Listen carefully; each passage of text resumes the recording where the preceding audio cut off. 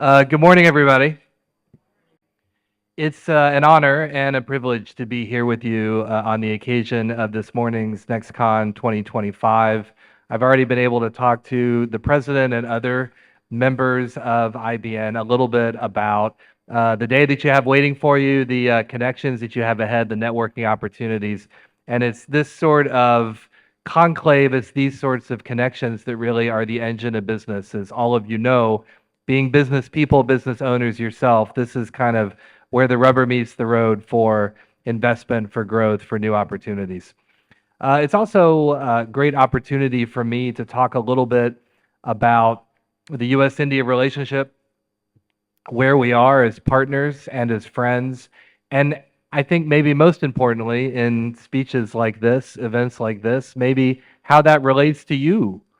Why, beyond the greater bilateral relationship, which we all care very much about, why should you invest and care in where this relationship is going, and how can you help? Because diplomacy and diplomats are not just limited to what I do. I think every member of this relationship between the United States and India on both sides is a crucial emissary, ambassador, representative, and diplomat for what we are doing together.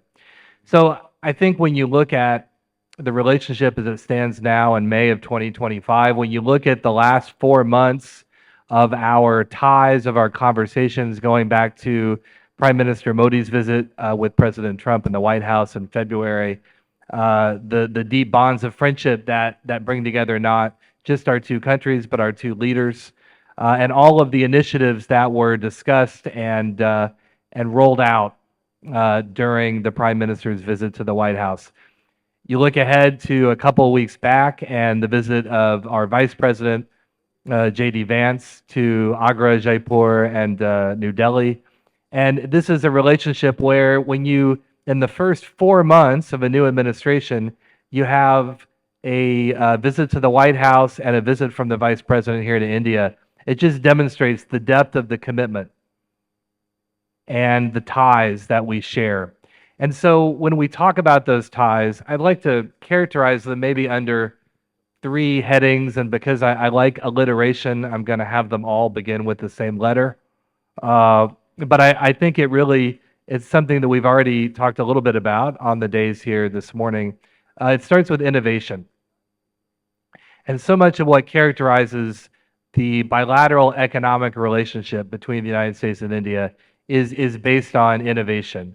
It's based on growth, and it's based in particular on the idea and the prospect that we can work together as partners on new technology. And we see that under the aegis, under the heading of the Trust Initiative, transforming the relationship using strategic technology.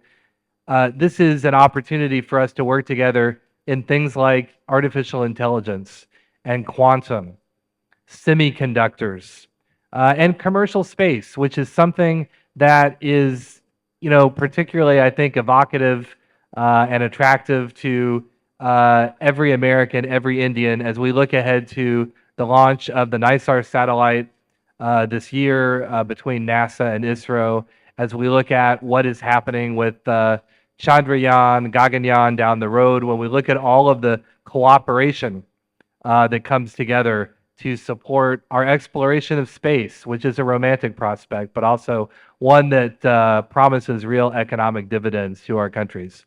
And you as business people are at the center of this innovation. Whether it is figuring out ways to use AI in your business and through that become an engine for growing out the use cases for AI more broadly, helping to build an ecosystem for AI more broadly, whether it is figuring out how you can link into commercial space. Space exploration and cooperation doesn't just happen in the government sphere anymore. It requires the participation and support of business partners, American partners and Indian partners, and commercial space and outer space exploration represents a huge, I don't want to say playground, and I don't want to repeat the word space since I've said it 10 times in the last 3 seconds. It represents a huge infrastructure for all sorts of different technologies to be applied.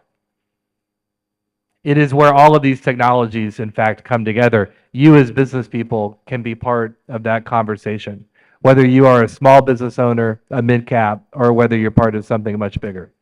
So innovation will continue to drive our cooperation together. And it's not just innovation for the sake of innovation. It's innovation that creates prosperity, that creates opportunity, and that creates an ecosystem where all of us can enjoy this prosperity and this opportunity together. I think the next thing that defines the parameters of our relationship is investment. It should be no surprise to a group of investors and business people that investment is on the list, but it's an incredibly important piece of the puzzle.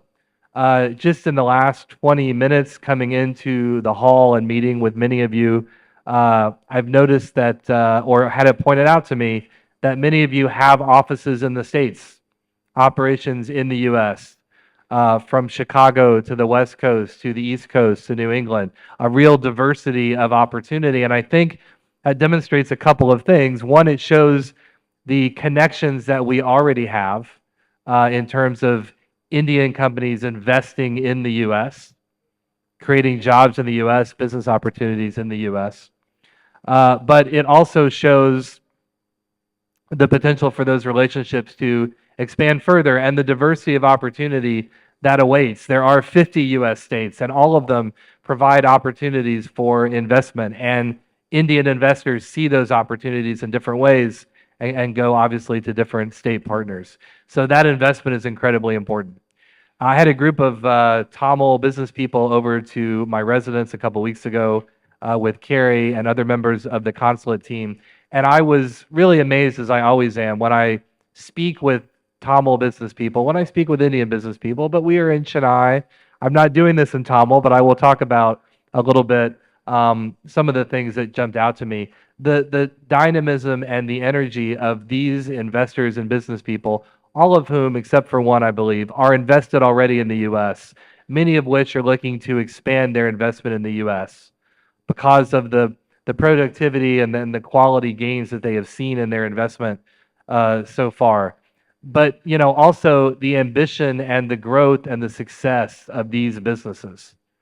In challenging economic circumstances and easy economic circumstances over 20 years, these are businesses that are growing and that see the opportunity for more growth in the United States. And so it was great to have that opportunity to speak with all of them.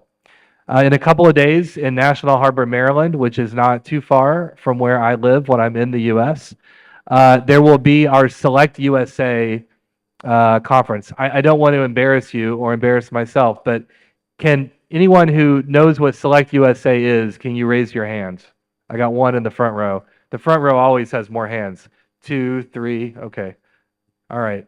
Well, good. Well, the good news is you're going to have the opportunity when my colleague Carrie Arun comes up later to present on Select USA to learn more about what this is. But I'll give you a thumbnail right now. Select USA is the vehicle of the U.S. government to promote direct investment in the United States, to promote business opportunities in the United States, to allow and to help Indian businesses, foreign businesses, to come in and do that successfully, to manage the process, to answer your questions, to solve your problems. So in a couple days, to go back to National Harbor, Maryland, where I veered away from, there will be our Select USA annual summit from May 11th to 14th.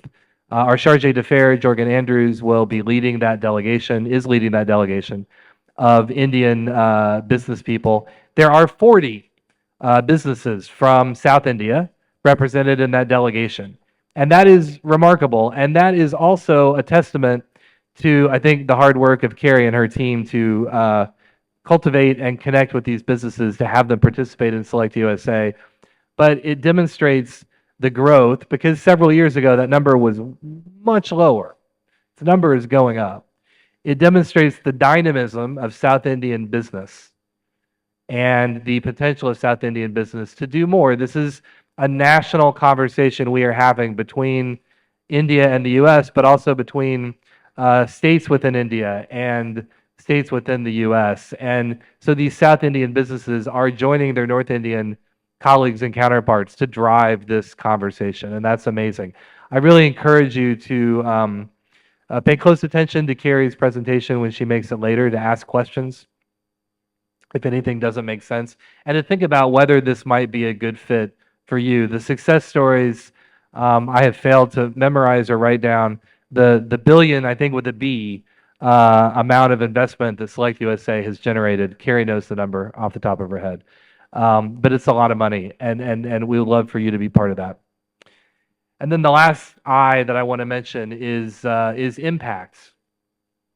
So all of this, as business people, you can appreciate that if something doesn't have an impact, doesn't have a result on your bottom line, then maybe you reassess the wisdom of doing it. And so when we think about the impact of these relationships, what are we building together between the United States and India? What are you helping to build for yourself and for this relationship? And those are not zero-sum, mutually exclusive propositions.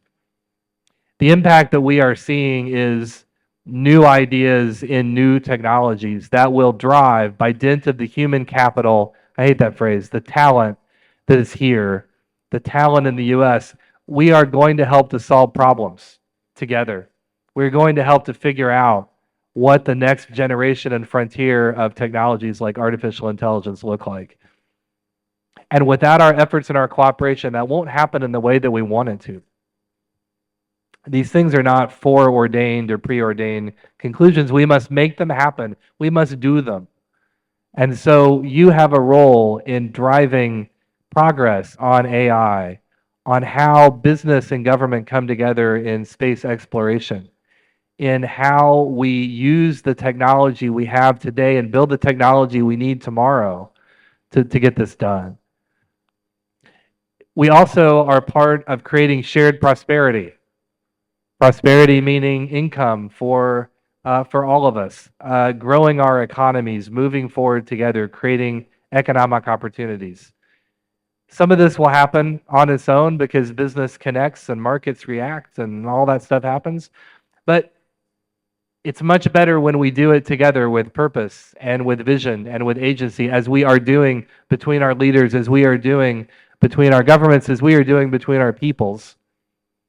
This is something that we can drive, and build is something, again, that you can drive and build and accomplish. And the last thing that we're doing in terms of impact is we are, again, creating secure and resilient supply chains that will ensure that these technologies, and this is not just old tech supply chains, it's new tech supply chains, it's the next generation of supply chains, that these supply chains grow and are resilient and are safe and secure and provide goods and technology to the people who need them in an environment that is transparent. This is very important.